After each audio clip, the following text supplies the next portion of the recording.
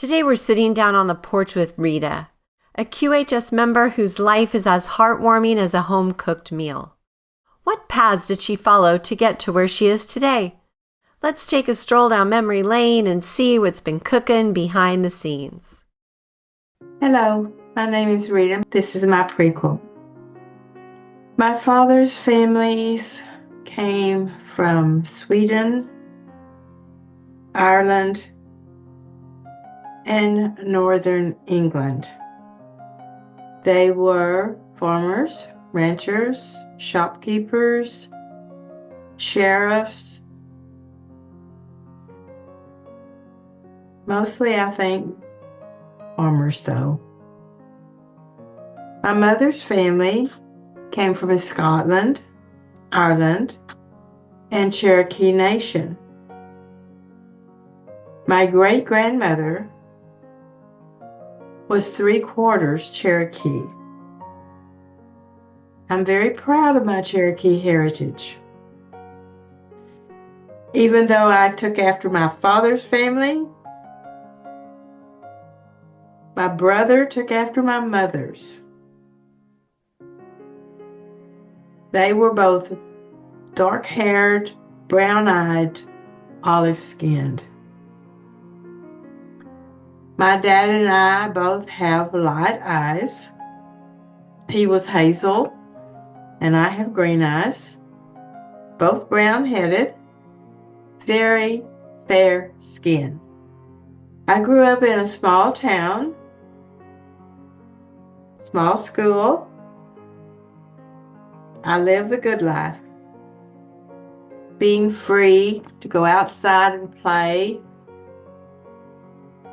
even unwatched if it happened that way, and I was still safe. I had a happy childhood playing outside in the sun all day, rode my bicycle, played with my dolls, had father's knives, and raising my puppies. I always had a dog by my side. My brother, during the summer times, would walk me to the library to take out books to read. And then we'd have to walk to the library and turn them back in. But that was what he did, and he took his little sister along. I was happy. Then I got into high school. High school was full of excitement,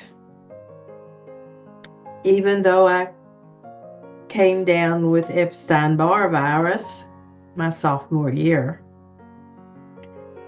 I was in the school Stingerettes, which was a marching team that marched during the football games, parades, etc. I did not play basketball or anything like that. They asked me to because I was tall, and I told them no, I wasn't interested. Promoted to junior lieutenant in the Stingerettes, and would have been captain my senior year, but I decided to get married the August before.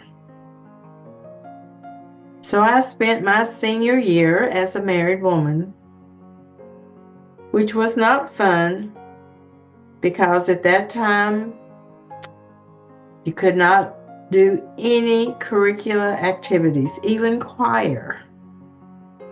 No Stingerettes, no band, no basketball, no football if you were playing football, no anything, no nothing. You couldn't do anything because you were married.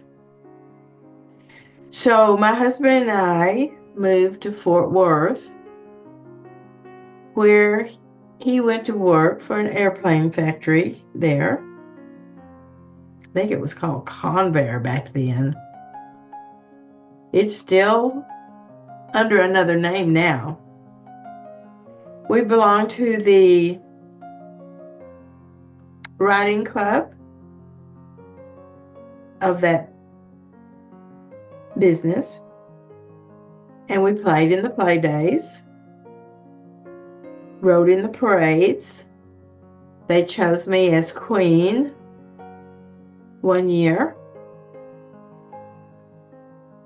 And I was very happy about that. I always wanted a baby. So my husband and I decided to adopt a baby that year. And we waited our time. And they called us and said, "Your baby's ready."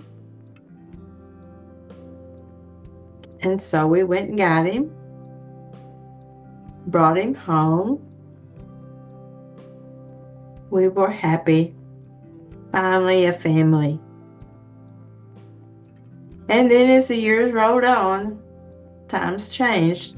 We separated, we divorced. And I met the man that I married the second time,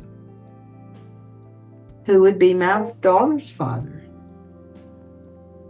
We weren't married 3 months and I conceived. She was born on February the 28th, 1972. 3 years later after my son. Childbirth was natural, uneventful. I wasn't happy because I couldn't put on anything else that I brought to our home because I was so swollen. And I had to spend the first night there with her. I had to stay because I had fever. So the next day, I was released.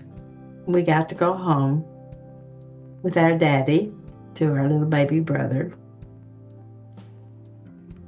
That was a hard marriage for me.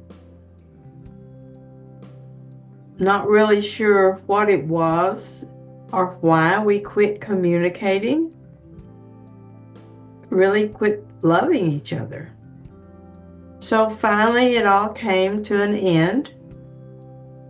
I moved to Fort Worth. We divorced. After 5 years, I was working at a manufacturing place, and one of my friends came to me and said, "Rita, are you going with anybody?" "No." "Well, my brother would like to know if he could take you out sometime." And I looked at her kind of funny, and she said, "Well, he's a sheriff's deputy." So I knew he'd be okay then. And then I found out he was also a Vietnam veteran for 18 years. We met each other, went out to eat. I loved riding in that sheriff's deputy car. Enjoyed each other, got along. 3 months later, we married. And we lasted 33 years. His mom said, "That marriage is never going to last. They haven't known each other long enough." "Mom, it lasted 33 years till cancer took him away from me." It was a wonderful marriage. I learned a lot. I worked at many different places because his company moved him around. Of course, he had a job and I had to look for another one, so I learned wore a lot of different hats.